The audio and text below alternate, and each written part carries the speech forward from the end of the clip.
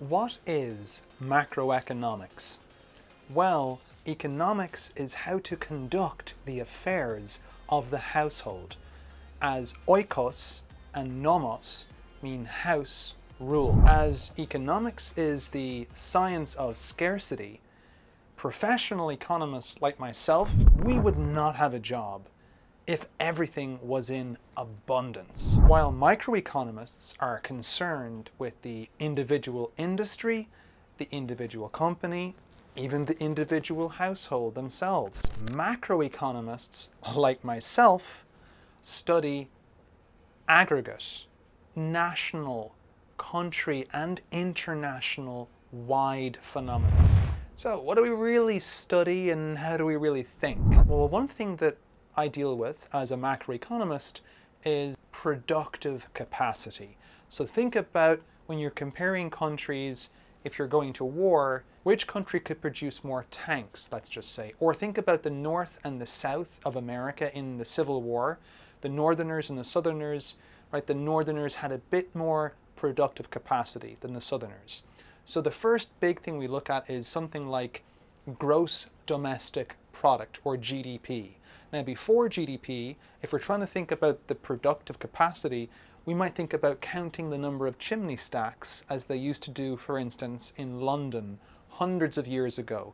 And of course, the more chimney stacks as the years went on, it was a sign that there was more progress economically with the city and also thereby hopefully with the country. Now, there are various measures of gross domestic product. A second thing we think about measuring is the cost of living. You hear it time and time again that it's more and more expensive in terms of living. So how do we measure that? What is one number we can use to measure that? Well, it's the price level, the overall price level.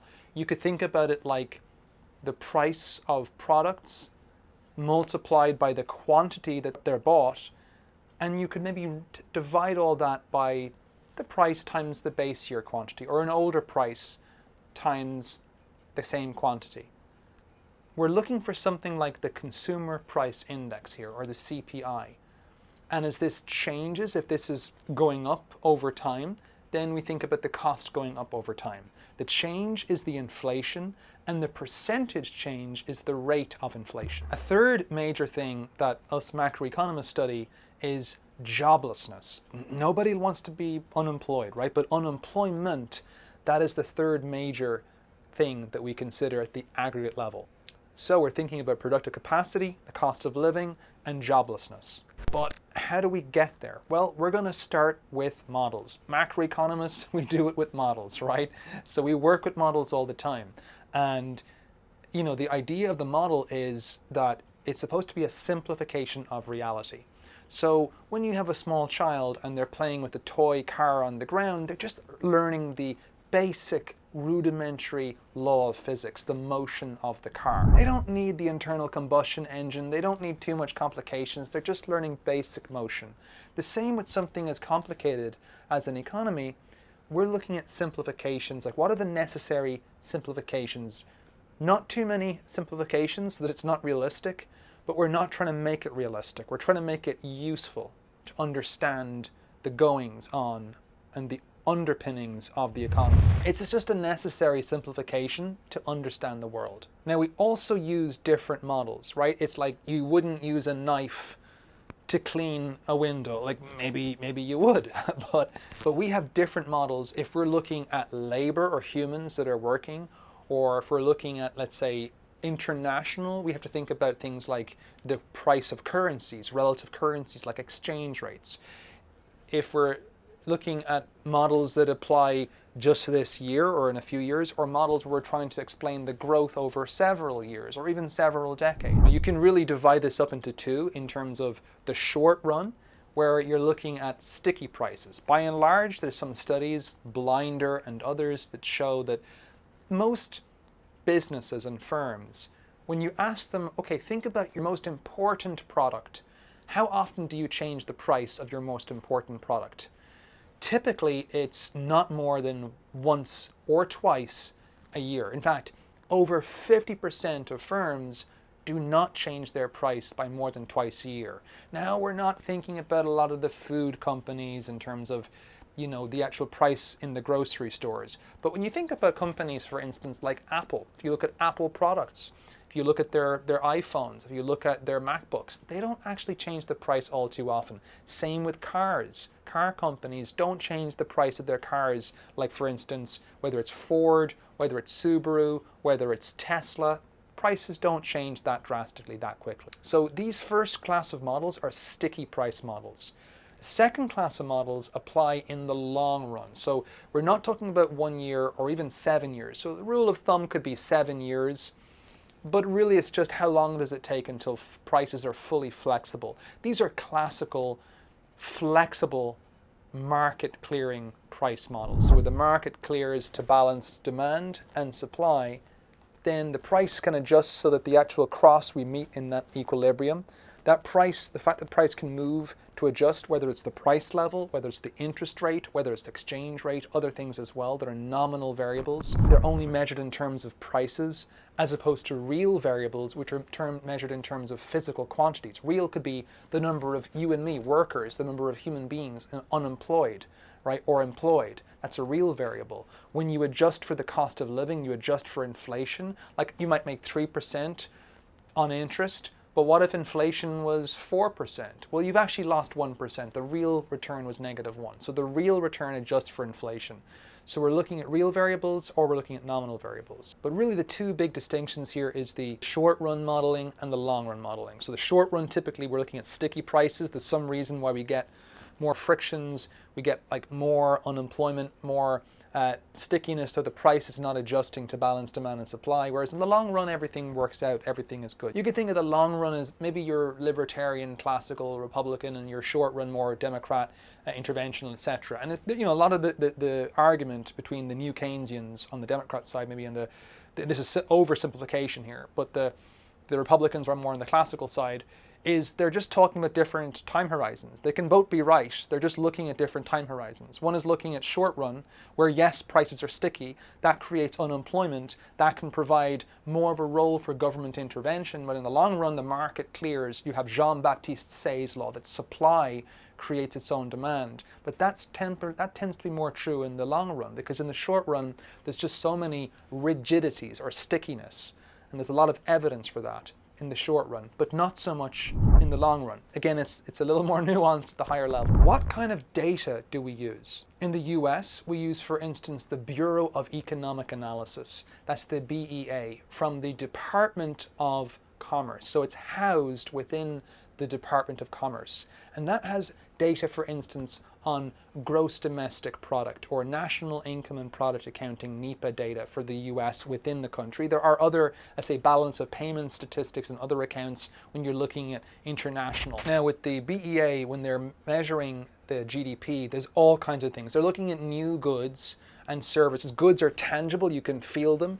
Let's say if you think about lawnmowers, if you think about milk, and of course there's durable like lawnmowers and non-durable like milk. Milk should perish if it's dairy milk, if it's not, let's say, a rice milk or something like that. One of my favorites, I love rice milk. There's also services that are intangible. You can't really feel it, right? But it could be getting your taxes done, getting legal services, getting education. Even these videos, to a certain extent, they're really more services than goods.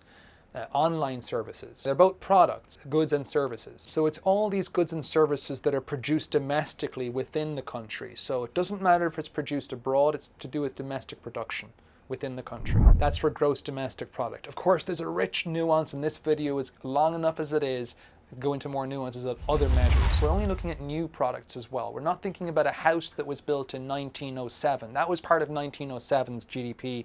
We can't double count it. We can't think about it today. If something spoils like inventory, it's going to get negative, because initially it was basically the investment was there, but the firm lost on profits. You're going to subtract it. So it's a bit more complicated when it comes to inventory. It's only stuff done in the marketplace. So if you work at home and you cook dishes and maybe you were once a Michelin 3-star chef, and now you come home and you maybe make meals for your spouse, that's nice. But if you leave your job or you made $100,000 a year as a Michelin 3-star chef, now you're working at home, you've just basically reduced the GDP by $100,000, right? It's only in the market.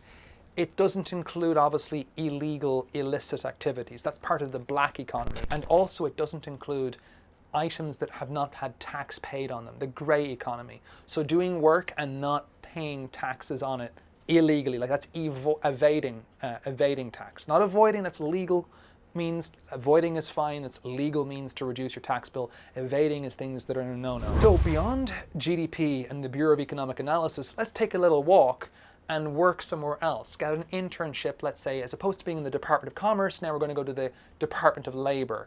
Inside the Department of Labor, they house the Bureau for Labor Statistics. And here we get, for instance, data on prices, the cost of living, like the CPI. The Consumer Price Index is what's reflected for consumers, what they find valuable. The basket of goods that they basically enjoy. Oranges, apples, bananas, you name it. The quantity in the year times the price. Then you basically divide it by the previous year's price, or whatever the actual earlier year you're comparing it to, and also use the quantities back then. So you have to go back. It's called a last pairs index, because we're looking at the quantities in the base year, the original year. It can lead to substitution bias. It's a bit more advanced for this video, but broadly speaking, the CPI gives an overestimation of the cost of living, and sometimes inflation too. Whereas something like the GDP deflator, which is a PAT index, a changing basket, that's going to be more representative for companies and for government and for consumers combined. But it's not going to get imports prices. It's not going to, if import prices go up, like with tariffs, and it's not going to really reflect import prices. But it's going to do a better job of not over-inflating the actual inflation level itself because of the way it's constructed.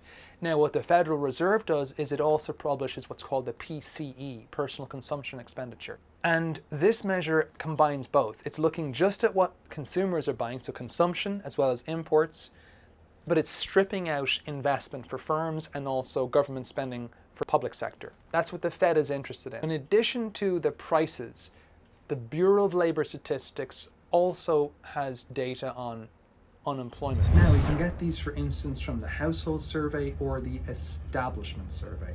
The household survey, you're asking households, do you have a job? So they're asking, are you employed? So it could be that they're self-employed, that will come up as well if they're self-employed, but it's only a yes or no. So it's not really how many jobs do you have, right? How many gigs do you have? Are you working or are you not working, right? So you're going to be able to pick up people who are self-employed. Whereas the establishment survey, you're going to get the number of jobs, but they're asking firms, like how many do you have on your payroll? And in that regard, you're not going to get entrepreneurs that are solopreneurs or anyone that's self-employed. We can get a rough estimate for the number of employed. Then we can get a rough estimate for the labor force, which is the size of the pool of people that either are working or are actively seeking employment, but they're not currently working. And then there are people that are not in the labor force. These could be retirement people. We're looking at 16 years and over, but it could be people who are retired, sometimes college students. There's other groups as well that are long-term unemployed, maybe because of hysteresis, or they lose the skills because of being long-term unemployed. They're usually called discouraged workers. They have been unemployed for so long that they've given up trying to go for a job. Now, in terms of policy, should we intervene or not? What are the main policies? So there are two big categories of policy. There's the fiscal policy on the government side, and in the US, that's usually through Congress. That's tax revenues, building revenues up, and also expenditure, government spending that. Again, the government could be consumption, if it's, for instance, paying public teachers, or government investment if we're thinking about buildings, roads, schools, etc. It could be domestic, like national, like here in the US, or it could be foreign if they're thinking about foreign embassies, or if there's some spending done abroad.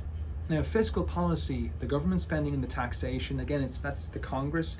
In the UK, it would be, for instance, in Parliament. In Japan, it would be like the Japanese diet.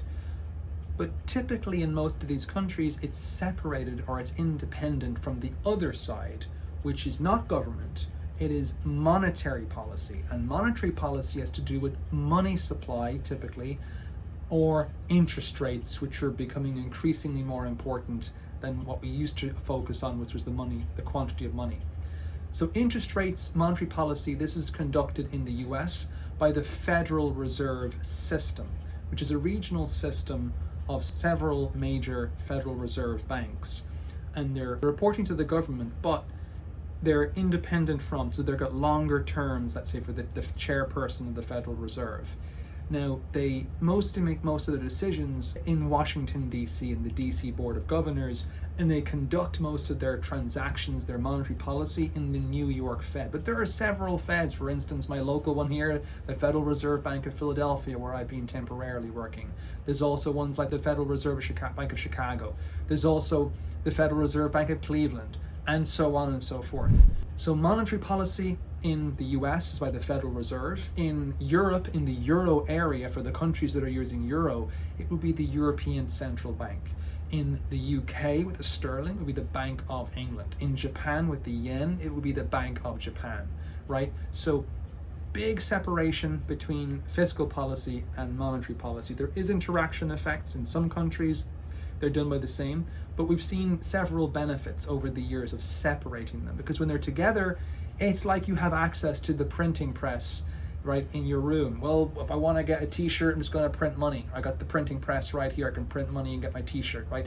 It would create inflation higher than what's already expected. So typically when you relinquish control from the fiscal authority and give it to the monetary authority, we see lowering of inflation with very little side effects. So it's a really good drug, almost no side effects. So what are the main lessons we know? Well, in the long run, we know that there is no such relation between inflation and unemployment. But in the short run, there is this magical relation between inflation and unemployment, which is that inflation tends to be inversely related. What that means is, if you want to lower the rate of inflation, you usually have to give up the unemployment rate. So you have to accept higher unemployment rate, more people out of work relative to the labor force.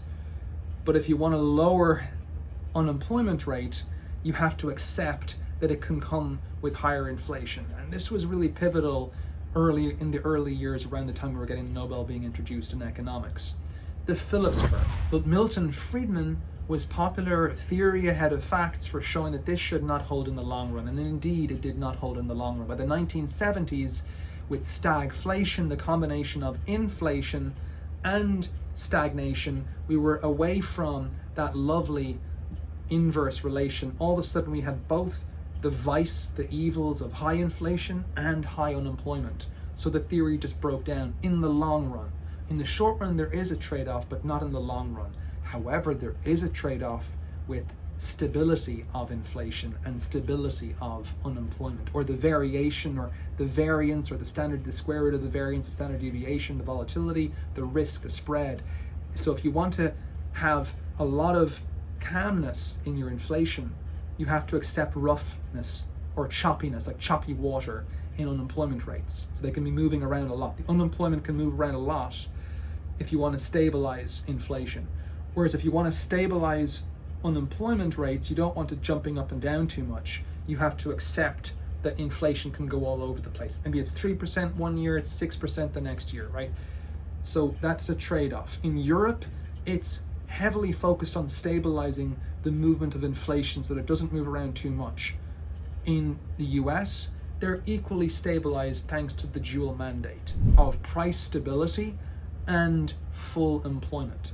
So in this long run classical model where we have that price flexibility, economic growth and living standards, that's really what it all boils down to, right? Is consumption per person. It's not how much you can produce, although that will determine how much you can actually consume. But if you're producing a lot and you're not enjoying anything, you're probably not optimized. You're probably working too much. And vice versa, if you are consuming too much, you won't have much savings for tomorrow, which means you won't have much capital for tomorrow, because capital through savings, through investing, so you won't have tomorrow, your output won't be that good per person. So living standards, we know it's really about technology, it's really about supply, and in supply it's mainly technology. Of course you've got savings. With the kind of models from the 1960s, you cannot really grow the economy. Now there are more modern models in terms of endogenous models where you allow, so we have variables that are like exogenous that are determined outside the system. We just include them, but we're not explaining them. Whereas endogenous variables, we're trying to explain and they're included. So for example, the quantity of pizza demand depends on the price of the pizza. right? We're explaining the quantity demanded by the price. If the price goes up, you're just not going to demand as much of quantity of pizza. Whereas if I tell you, well, it also depends on your income, okay, well now you're going to have to need another model to explain what determines your income, right? So just one simple model, the price of pizza, the quantity demand, quantity supply is not enough. So your income will be an exogenous variable, whereas the price and the quantity demand supplied would be endogenous. Because again, the quantity supply goes up, the price is probably going to go down. The quantity demand goes up, the price is going to go up. So we can explain that interaction with price and quantity demand and supply, but the income is just separate. We're just using it to explain the actual demand for pizza. It could be the price of the cost of pizza, like the anchovies, the flour dough, that would explain the supply. So the long run classical is really free market, right? Whereas the short run is more Keynesian intervention. After John Maynard Keynes is like interventionalist. In fact, Keynes, a lot of his theories, you could think of them as really justifying the rationale for the New Deal programs, for the rise of the welfare state, the rise of government spending as a fraction of GDP. And this really took off there from the 30s, 40s, 50s, 60s onwards. In the US, then of course it accelerated with, like, say, LBJ in the 60s with the war on poverty. Now in the short run, demand is the major story, while the long run, supply is the major story. So supply, market, free market, demand in the short run. And who steps in to fill the demand? The government. That's usually the rationale for the government to step in, is usually in the short run. But there's also international concerns, right? And once you take into account exchange rates, and the question could be, well, who is stronger? Is it the chairperson of the Federal Reserve, could be Jerome Powell, or is it, the fiscal authority, the Congress, whether it's Republican under, say, the president, under, let's say, President Trump? Well, it really depends on what exchange rate regime you have. Are you allowing your exchange rate, your currency, to fluctuate with the market, freely fluctuating? Or are you having a fixed or pegged exchange rate, as some countries have? Hong Kong, for instance, used to have it. Denmark would be a good example. Some of the Caribbean nations, the Euro area within the countries, they're all fixed to each other. So you've got a pegged exchange rate, or you have a floating exchange rate. With a floating exchange rate, typically monetary policy is more powerful than fiscal. Whereas with a fixed exchange rate, typically fiscal policy, so taxation, government spending, is more powerful than monetary. But in the US, there's a lot of strength in monetary policy because the US dollar is largely free floating. So the US monetary policy, so interest rate policy, very, very important. Now there's other topics in labor like search, and there's other topics in, let's say, government, the public sector, public finance. In terms of the macro, we're thinking about to intervene or not to intervene, what the size of the government's debt is, the deficits, the measurement problems in the debt, how it impacts it, the interactions. There's just a lot that one could get into. And also even the interaction between finance and macroeconomics, which is really a lot of what I do. Financial system can be positive, opportunity, but there can also be the danger, like the crisis, even the Chinese for that word. You've got opportunity as well as danger. But there are some big unresolved questions that we don't really have answers to. For instance, whether to intervene or not, like, should we stabilize the economy? We see all these fluctuations, booms and busts. Should we try to stabilize and reduce the oscillations, the fluctuations, or not? It's an age-old question. There are pros and cons. We know it's about supply, and we know within supply that technology is the lion's share of persistent growth in living standards over decades. So how do we encourage technology? Should we promote savings, for instance, in terms of encouraging private sector savings? How do we do that? Lowering taxes, maybe creating some tax advantage savings accounts? But what if people just take their savings from one bucket that is not tax advantaged and just merely relocate that into the bucket that tax advantaged? Like the 401ks. Well, that hasn't increased savings. You've just taken the bucket of water from one place to another, right? You haven't done anything. You've taken your water from one bucket to another bucket. You haven't really increased the amount of water you're putting in. So it's kind of controversial there. On the government side, how do they save more? Do they spend less? Government spending? Do they raise taxes? Should we look at consumption taxes? Economists typically like consumption taxes. They don't like income taxes to the extent that there's a disincentive to labor effort. It's like when you're at the gym and you put more and more weight. It's good for gains, but it's making it really like not incentivizing people to want to work more when they realize if they're working at 50% average tax, and that's average tax, not marginal tax, then 6 months of the year they're working for free. So when you think like that, it might not be so good. So as opposed to income tax, we like things, for instance, like consumption tax, where it means that, well, it promotes more thrift, it promotes saving. It does not promote spending, because when you spend, that's when you pay the most tax. In Europe, it could be the value added tax, VAT. In the US, it could be things like sales tax. We tend to prefer these things over income tax for that very reason. How do we know how costly inflation is? So I and others have got some papers that looks into the cost of inflation in more realistic environments that are important, and we find that actually it's maybe not as costly as you think. In fact, the percentage of economists who think that inflation is a really bad problem is lower than the percentage of the public, of lay people, who think that inflation is a bad problem. Sure, there are costs. There's unexpected costs when you don't even know what inflation is going to be. There's also the costs when you do know it, it's be the expected inflation. But there's also benefits. As the old philosopher in the 1700s, David Hume, says, money greases the wheels of the labor market. So there are benefits of inflation. So that question of how costly is inflation is still in play. Also, how costly is it to reduce inflation? There's a thing called a sacrifice ratio. So to lower inflation by 1%, I must reduce GDP growth by, let's say, 4% or 5%.